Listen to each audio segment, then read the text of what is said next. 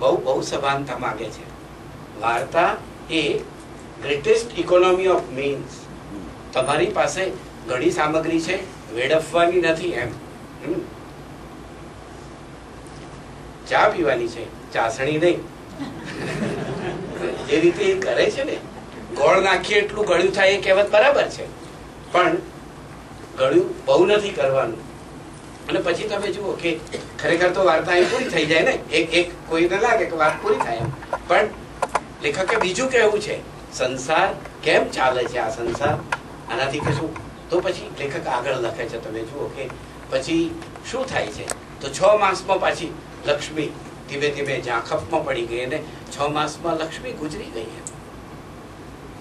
અને એ વખતે લક્ષ્મી ગુજરી જાય એના પહેલા ચંપાના ખોળામાં 2 માસની દીકરી છે.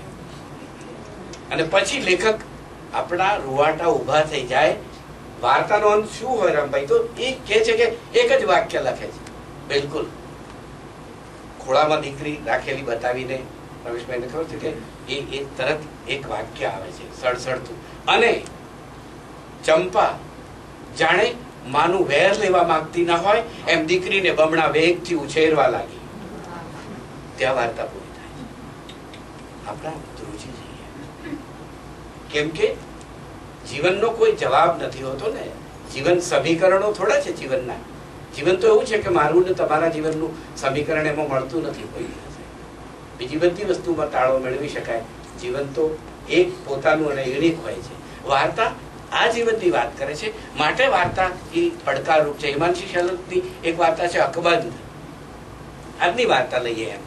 ઘટના આટલી જ છે કે દીકરી પરણીને સાસરે જાય અને બીજા જ દિવસે પાછી આવે, માની લો એમ કેડી લાવવામાં આવે ને પાછી આવે, અને બીજા દિવસે પાછી આવે છે ત્યારે ગઈકાલે ગયેલી એ દીકરી નથી હોતી. એમ ઘરમાં એની જગ્યા નથી હોતી.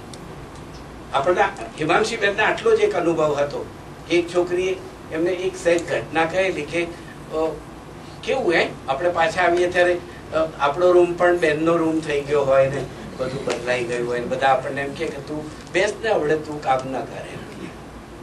એટલે આની આ સુહાગી કે શુભાંગી કેવું નામ છે આ વાર્તાની નાયિકાનું, એ પાછી આવે છે. આપણે ત્યાં આખા ગુજરાતમાં 11મા ધોરણની ટેક્સ્ટમાં એ વાર્તા બધા લોકો ભણે છે. મેં વાર્તા સૃષ્ટિનું સંપાદન કર્યું, પન્નાબેને કહ્યું, એમાં એ વાર્તા છે અકબંધ વાર્તા.